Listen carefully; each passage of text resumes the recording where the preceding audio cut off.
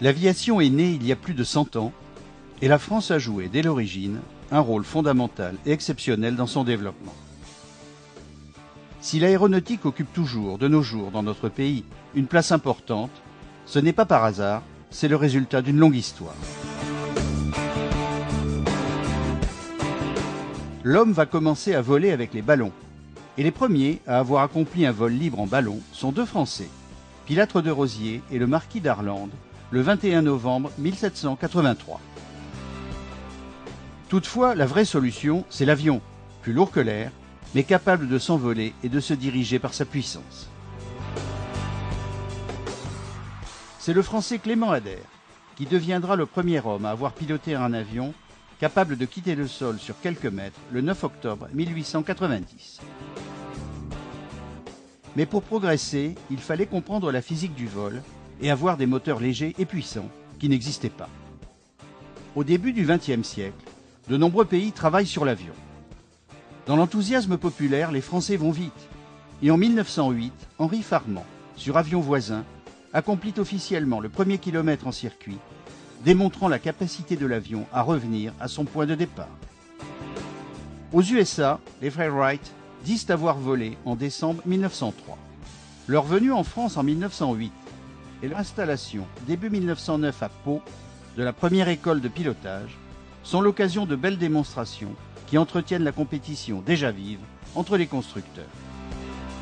Alors que les aviateurs français réalisent des vols de plus en plus longs, le journal anglais Daily Mail offre un prix à qui franchira le premier la Manche.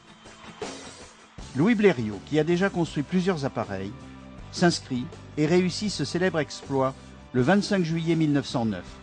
Pour la première fois, un avion traversait une mer. Les années 1910 à 1913 voient l'aviation française détenir tous les records mondiaux d'altitude et de vitesse. La France devient la patrie de l'aviation. La Première Guerre mondiale consacre le rôle de l'aviation, devenue une arme indispensable.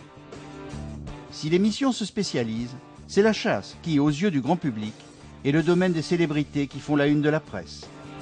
Parmi ces aviateurs, Guynemer, 54 victoires, devenu le symbole de l'armée de l'air. Quand la guerre s'achève, l'industrie aéronautique française, qui aura produit en 4 ans environ 68 000 avions et 93 000 moteurs, est la première du monde. Dans les 20 ans qui suivent, la France continue de s'illustrer avec de nombreux exploits, comme la première traversée de l'Atlantique Nord de Paris à New York en septembre 1930 par Coste et Bellonte, après celle de Lindbergh accomplie dans l'autre sens en 1927. D'autres aventures sont également entrées dans la légende, notamment celle des lignes Latécoère vers l'Afrique et l'Amérique du Sud, puis de l'aéropostale, auxquelles sont associés des noms à jamais célèbres, comme ceux d'Antoine de Saint-Exupéry ou de Jean Mermoz. Après 1945, la France relève le défi de rebâtir une aéronautique moderne et produit de remarquables réussites commerciales et techniques. Qui ne connaît pas la Caravelle, les hélicoptères Alouette et le Mirage 3, vendus dans le monde entier, ou le lanceur Ariane, sans oublier le mythique Concorde. De nos jours, si certaines sont plus particulièrement à vocation aéronautique, toutes les régions de France accueillent des activités aéronautiques ou spatiales. Ce sont environ 250 000 personnes dans près de 5 000 entreprises qui contribuent en France à la recherche et à la production aérospatiale, nationale ou européenne. Les possibilités sont donc nombreuses de faire une carrière dans l'industrie aéronautique et spatiale qui fait appel à tous les niveaux de compétences, de la recherche à la fabrication ou la maintenance. Dans tous les cas, une bonne maîtrise de l'anglais est souhaitable. Les phases d'étude et de conception font largement appel au métier de l'ingénieur, qu'il s'agisse de calcul de structure, d'études d'équipements spécifiques ou de développement de logiciels, ou encore de définition et de réalisation d'essais de validation. Les formations d'ingénieurs aéronautiques ou généralistes, proposées par différentes écoles, permettent d'accéder à ces métiers, ainsi qu'à d'autres en fabrication, essais d'ensemble ou même contrôle qualité. Prenons l'exemple d'un avion. Une fois les caractéristiques bien figées, en accord avec les demandes des clients, on passe à la réalisation du produit. Les moyens de conception informatisés et les essais préalables permettent de nos jours de réaliser des prototypes très proches des productions de série. L'avion a été conçu en plusieurs parties, qui sont elles-mêmes détaillées en ensembles plus petits et jusqu'aux pièces les plus élémentaires. C'est d'ailleurs ainsi que des entreprises de toute taille et leur personnel peuvent participer à de grands programmes au niveau qui correspond à leurs compétences. On peut donc travailler dans l'aéronautique sans pour autant entrer dans une très grande entreprise. La réalisation de la structure de l'avion fait appel aux compétences des chaudronniers pour la mise en forme des matériaux métalliques comme l'aluminium. On devient chaudronnier avec un CAP ou un bac pro de cette spécialité. Les parties en composite sont réalisées par des stratifieurs drapeurs qui réalisent des pièces avec des moules en appliquant des couches de fibres imprégnées de résine. Cette méthode permet la réalisation de pièces de forme complexe et légère. Un CAP composite plastique chaudronné, un bac pro industrie des procédés sont une bonne formation.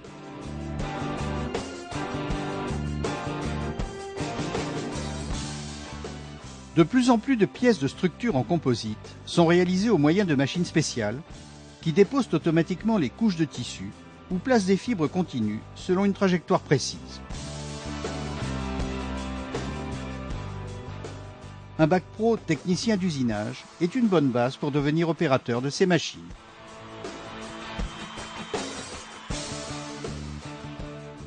L'assemblage de la cellule est une opération qui permet à l'avion de prendre forme peu à peu et qui est une phase où l'on commence à voir le produit final en tout ou partie. La plupart des fuselages sont métalliques et assemblés par rivetage. Pour des avions de petite taille ou fabriqués en petite série, le positionnement manuel des pièces permet ensuite le rivetage par le spécialiste. Cet assemblage est en général réalisé par des ajusteurs monteurs-cellules. Ils ajustent et assemblent les pièces entre elles, puis montent les équipements mécaniques et électriques à bord. Un CAP de mécanicien cellule, un bac pro aéronautique ou technicien aérostructure, ainsi qu'un bac pro production mécanique, enfin une qualification cellule acquise dans l'armée permettent d'accéder à cette spécialité.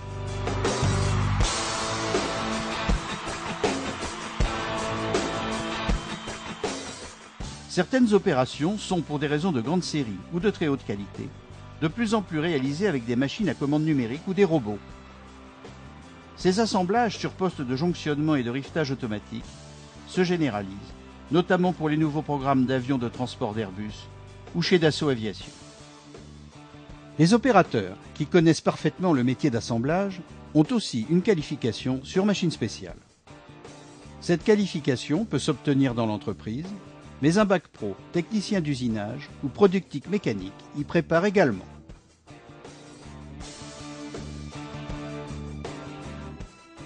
Notons que ces différents métiers ne sont pas propres aux avions ou hélicoptères. Ce sont aussi des formations requises dans le domaine spatial, qu'il s'agisse des matériaux métalliques, comme pour l'assemblage et le soudage de réservoirs de toutes dimensions, ou pour la réalisation de structures composites pour les missiles ou l'espace, qui font appel aux mêmes spécialités de base, même si le savoir-faire doit être adapté à l'obtention de caractéristiques différentes ou à l'usage de procédés particuliers. En parallèle à ces fabrications de structures, de nombreuses entreprises réalisent les équipements, moteurs, trains d'atterrissage, circuits d'alimentation électrique, systèmes électroniques de bord pour le pilotage et la navigation, qui vont être montés sur l'avion. À titre d'exemple, Messier Doty réalise de nombreux trains d'atterrissage pour les Falcon et Rafale de Dassault Aviation ou pour les Airbus et même des Boeing.